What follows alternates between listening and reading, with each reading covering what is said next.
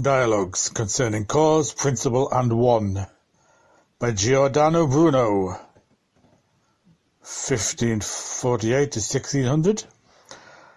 A work of metaphysics and theology, first published 1584.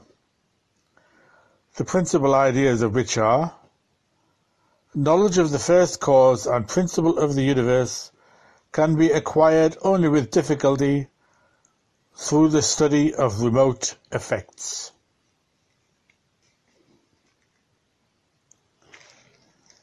God is the first principle of all things, in that, as world soul pervading all nature, his nature is the nature of all things. God is the first cause of all things, since all things have being as the result of the informing action of the world soul.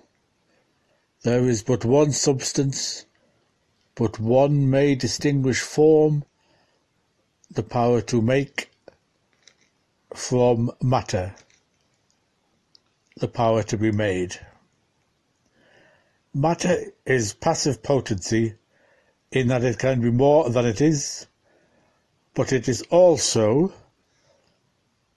act, in that it contains the forms which, given the efficient cause, it unfolds. The universe is one, infinite, immobile. All multiplicity is in appearance only. Bruno's Dialogues concerning cause, principle, and one is the work of one of the most brilliant and courageous philosophers of the Italian Renaissance, a man of faith with an independent and creative mind. His view did not win favour with the Dominicans, with whom he had allied himself, and he was forced to leave the order.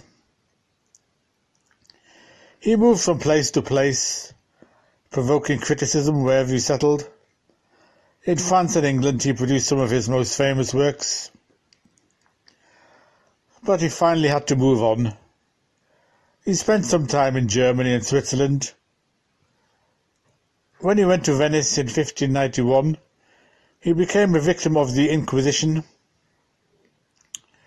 He was tried, imprisoned in Rome, finally burnt at the stake because of his refusal to retract. His philosophy of the universe is in the grand tradition of metaphysics and theology, in that it describes an infinite universe which is God, and it attempts to explain how a world which presents a bewildering number of aspects to those viewing it from various perspectives can nevertheless be regarded as a unity. Perpetuating Neoplatonic ideas and showing the influence of Plotinus, Bruno used his philosophic and poetic resources to build an image of a universe made perfect by the light of God, which affects the existence and nature of everything. God is the principle, the cause, and the unity of the infinite universe. Like Leibniz, whom he influenced, Bruno used the idea of the monad, unity of body and soul, and a manifestation of divine energy. The cause, principle, and one, an earlier work than the De Minimo, in which the monad conception is developed, prepares the way for the new idea by describing God as the world soul pervading all being. The first dialogue of the work introduces Poliinnio, a philosopher who serves as the figure of Bruno.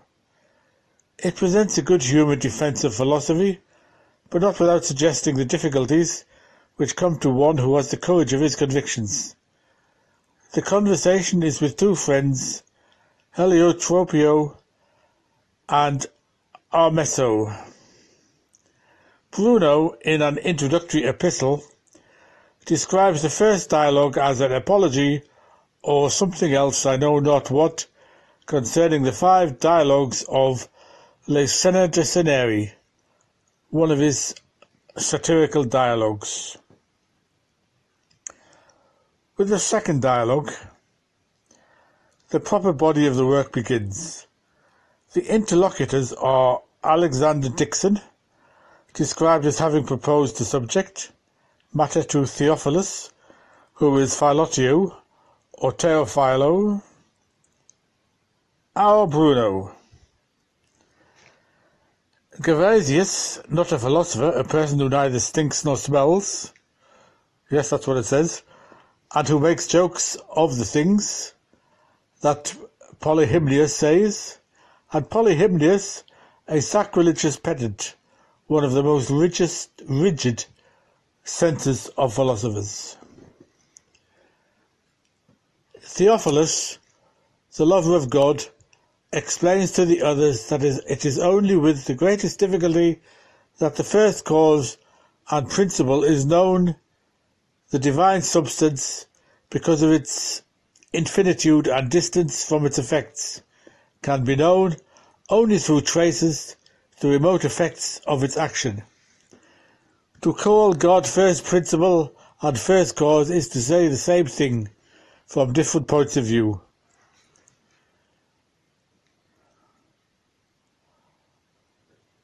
God is first principle, and I quote, inasmuch as all things are after him, either according to their nature, or according to their duration, or according to their worthiness. End quote. God is first cause, and I quote, inasmuch as all things are distinct from him as the effect from the efficient. End quote. Theophilus explains that the term principle is more general than the term cause. A point is the principle of a line, but not its cause. Principle has to do with the nature of a thing, cause with its production. God is then described as universal, physical, efficient cause, and as universal intellect. In response to a question from Dixon, Theophilus explains what he means by universal intellect. The intellect is the most real and proper faculty of the world soul. It illumines the universe and is the receiver of all things. It is the world architect. It is what the Magi regarded as the seed sower, what Orpheus called the eye of the world, what Empedocles regarded as the distinguisher, what Plotinus called the father and progenitor, the proximate dispenser of forms, and what Theophilus himself calls the inner artificer. Dixon wonders what the formal cause, the idea, the plan of the universe is, if God is the universal intellect. Is the efficient cause what brings things into existence? He ventures the answer that the formal cause is the ideal concept in the divine intellect. Theophilus agrees, and he supplements Dixon's remark that the final cause, the purpose of the universe, is the perfection of it by saying that the final cause, as well as the efficient cause, is universal in the universe.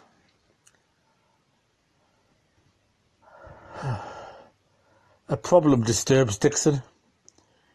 He wonders how the same subject can be both the principle and the cause of natural things.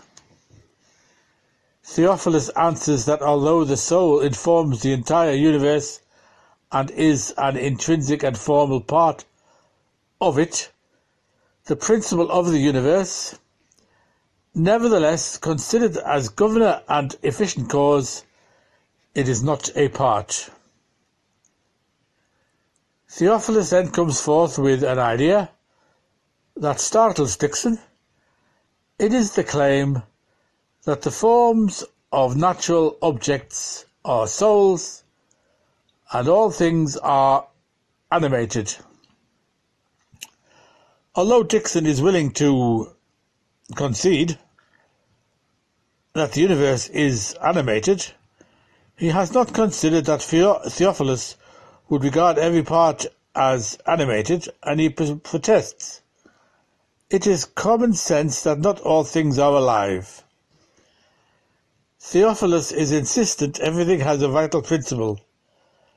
This claim is too much for Poliinnio, and I quote, "Then my shoes, my slippers, my boots, my spurs, my ring, and my gloves will be animated," he asks. End quote. Gervasius assures him that they are because they have within them an animal such as you. Theophilus finally reassures them by saying that tables as tables, glass as glass, and so forth, spiritual substance, and in that sense are animated by spirit.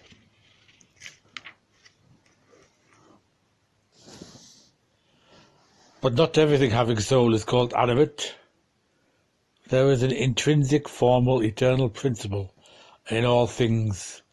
It is the one in all things.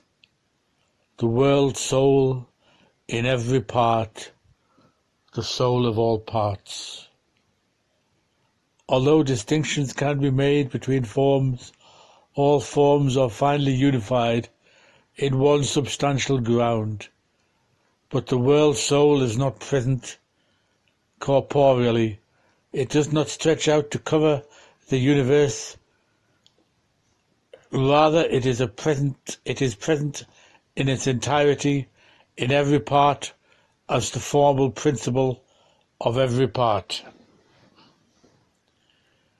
When the discussion is resumed, in the third dialogue, Theophilus mentions philosophers who have taken matter as primary and as the only reality. Confessing that he himself once held this view, he adds that he has come to the opinion that there are two forms of substance in the world, form and matter, active potency, passive potency, the power to make and the power to be made. Neither matter nor form can be dissolved or annihilated, although changes of form are common.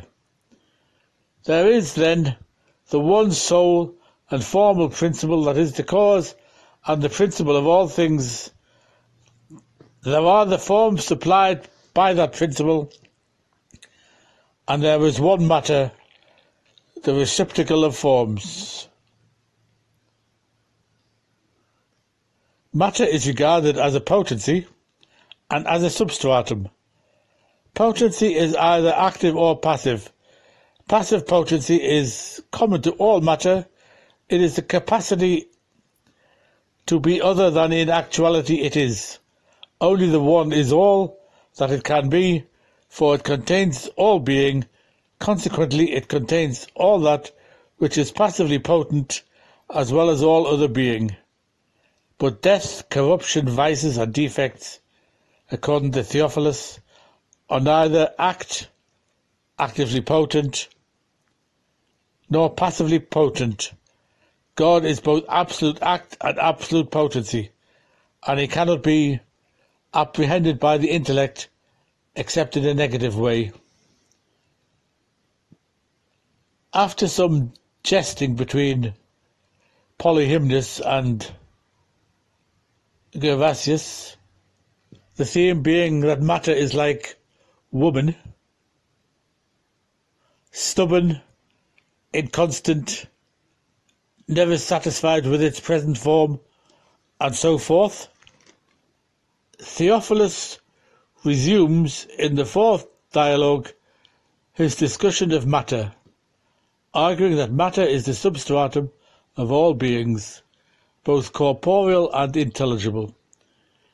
He quotes Plotinus' remark that if this sensible world is the imitation of the intelligible world, the composition of this is the imitation of the composition of that. Other reasons are offered in support of the thesis that there is only one matter. Matter in itself has no determinate dimensions and is indivisible. It is only in virtue of form that what is capable of receiving dimension actually acquires it. But matter, even when deprived of form, is not pure potency. Matter as deprived of form is not like darkness deprived of light, but like the pregnant, without its progeny, which she sends forth and obtains from herself. Matter is that which unfolds out of its own bosom, that which has enfolded it contains within itself all the forms which it is capable of taking on. It is not a pure nothing, but a subject. Form could not arise to inform the matter which enfolds it were matter pure potency. The fifth dialogue begins with the words of Theophilus. The universe is then one infinite immobile. The multiplicity in the universe, the change, the diversity, all this is in appearance and relative to the senses, properly considered. Every part of the universe is, in its mode of being, the one. Despite the existence of particular things, everything is one in substance, being, form and matter, and there is but one cause and principle of all things. Properly speaking, there are no distinctions if one considers the substance of things, for there is but one substance, the infinite, the world, soul, the divine intellect. To Poliinnio, who hears but does not understand, and begs for an example, Theophilus explains how a unity can account for apparent multiplicity. He uses an example from arithmetic. A decade is a unity, but is embracing 100.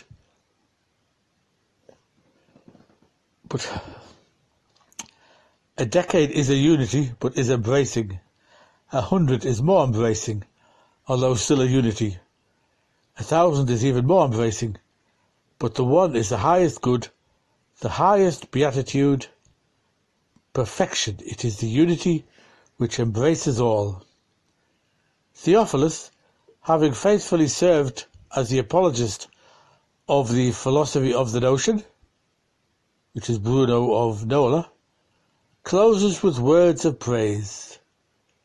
Praised be the gods, and extolled by all the living, be the infinite, the simplest, the most unified, the highest and the most absolute cause, principle, and the one.